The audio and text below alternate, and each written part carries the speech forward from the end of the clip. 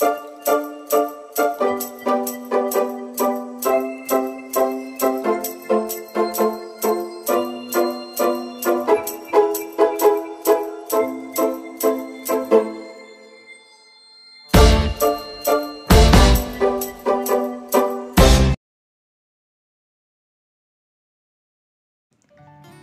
বন্ধুরা, কেমন আছো সবাই?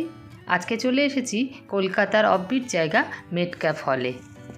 প্রাচীন গ্রিক মন্দিরের অনুকরণে ব্রিটিশ স্থাপত্য রীতির মিশ্রণে ইংরেজদের তৈরি এই স্থাপত্যের প্রতিটি কোনায় কোনায় ছড়িয়ে রয়েছে বাংলা ও বাঙালির শিল্প, সাহিত্য, সংস্কৃতির এক উৎকৃষ্ট সম্ভার। কিভাবে এখানে আসবে সেটা আগে বলে দিই। এটা হলো বাবুঘাট। এই দেখো, এই বাসগুলো যাচ্ছে হাওড়ার দিকে, আর এই দিকটা হলো বাবুঘাট বাস স্ট্যান্ড। তো কেউ বাবুঘাটে যদি নামো সেখান থেকেও বাসে আসতে পারো, বা এই বাসগুলোতে যদি আসো যেগুলো হাওড়াগামী, সেগুলোতে এলে একদম মিলেনিয়াম পার্কের সামনে নামবে বা মেটক্যাফ হল বললেও নামিয়ে দেবে। এই দেখো, বাসগুলো বাবুঘাট থেকে এই দিকে আসবে, এই হলো মেটক্যাফ হল। এর উল্টো দিকেই রয়েছে মিলেনিয়াম পার্ক। মেট্রোতে এলে সবচেয়ে কাছের স্টেশন হলো মহাকরণ, ওখান থেকে হাঁটা পথে 2 থেকে 3 মিনিট। চক্ররেলে করে এলে নামতে হবে বিবাদীবাগ স্টেশন। যেখানে যেভাবেই আসো মেন ল্যান্ডমার্ক হলো মিলেনিয়াম পার্ক। চলো এবার ভেতরে যাওয়া যাক। এই ভেতরে ঢুকলে ডান দিকে রয়েছে টিকিট কাউন্টার। এখানে টিকিট কিন্তু কিউআর কোড স্ক্যান করে টিকিট কাটতে হয়। আর যতজনই যাও যে কোনো একজনের একটা আইডেন্টি প্রুফ কিন্তু লাগবে, মাস্ট একদম। টিকিটের মূল্য 20 টাকা, আর সময় সকাল 10টা থেকে বিকেল 5টা পর্যন্ত, সোমবার বাদ দিয়ে। যে কোনো দিন বন্ধুরা মিলে বা ফ্যামিলি মেম্বারের সাথে কিছুক্ষণ সময় ব্যয় করে কলকাতাকে দেখে নিতে পারো মেটক্যাফ হলে এসে। এই মেটক্যাফে 1840 থেকে 1844 সালের মধ্যে নির্মিত হয়।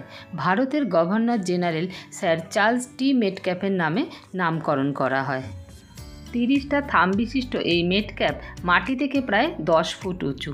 এটা এখন কলকাতা তথা বাঙালিদের সংস্কৃতিকে প্রদর্শনী করার একটা মিউজিয়াম। প্রশস্ত সিঁড়ি দিয়ে উঠেই একতলার এই প্রথম ঘরে প্রবেশ করতেই চোখে পড়বে বাঙালির এক নিজস্ব সংস্কৃতির প্রকৃষ্ট উদাহরণ, এই সুন্দর আলপনা।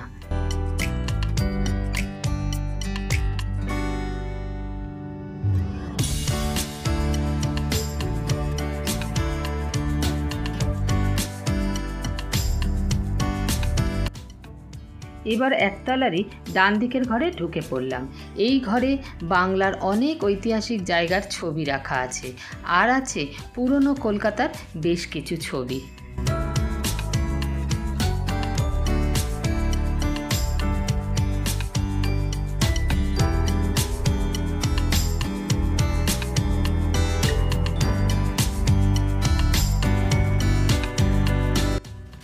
এটা হলো তখনকার দিনের জেনারেল পোস্ট অফিস।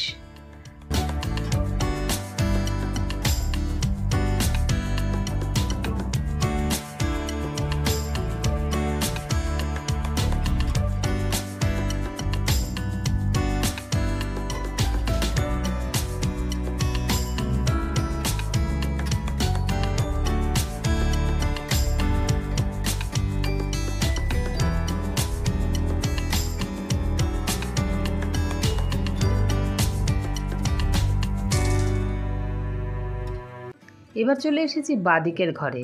এটা হলো বলিদান ঘর। বাংলার স্বাধীনতা সংগ্রামীদের ছবি ও তথ্য দিয়ে এই ঘরটা সাজানো।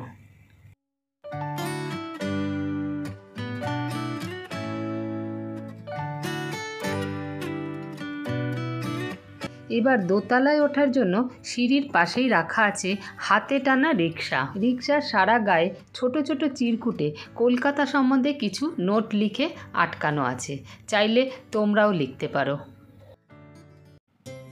দোতলায় ওঠার পুরো সিঁড়িটাই কাঠের। সিঁড়ি দিয়ে উঠলেই চোখে পড়বে পুরনো দিনের ছায়াছবি ও নাটকের পোস্টার।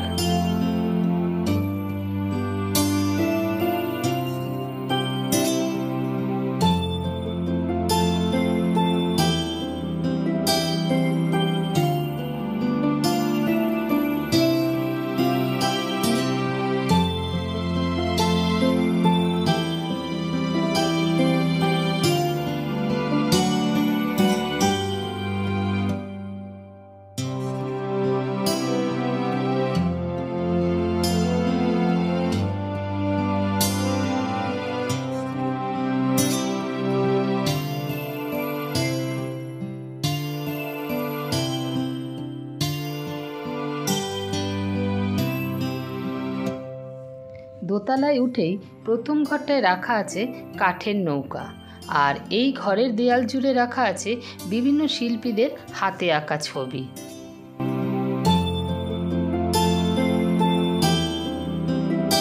এই দিকে রাখা আছে বাঙালির অন্যতম প্রিয় খেলা ক্যারাম বোর্ড। এই ঘরটার নাম হলো সিটি অফ ইনফ্লুয়েন্স।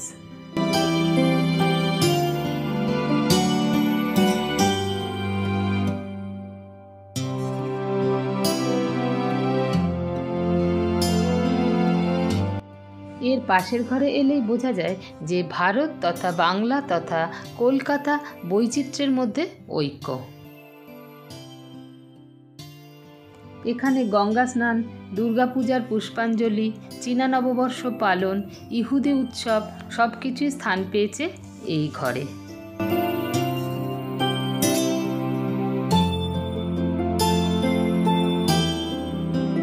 বাঙালির শ্রেষ্ঠ উৎসব দুর্গাপূজা, তাই এখানে আছে মায়ের মৃন্ময়ী মূর্তি।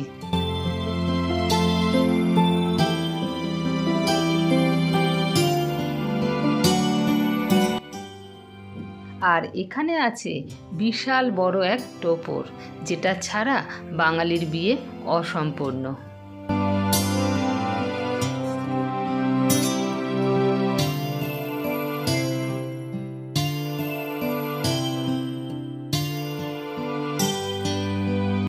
এর পাশের ঘরেই আছে কলকাতার সব বিখ্যাত স্থাপত্য, যেমন Victoria, Howrah station, Howrah bridge, high court, Shaheed Minar, আরও কত কি।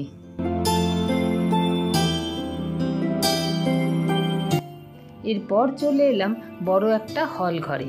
এখানে আছে পুরনো টাইপরাইটার, গ্রামাফোন, আছে পেঁচানো সিঁড়ি, আর আছেন রবীন্দ্রনাথ ঠাকুর, যাকে ছাড়া কলকাতা ও বাঙালি অসম্পূর্ণ।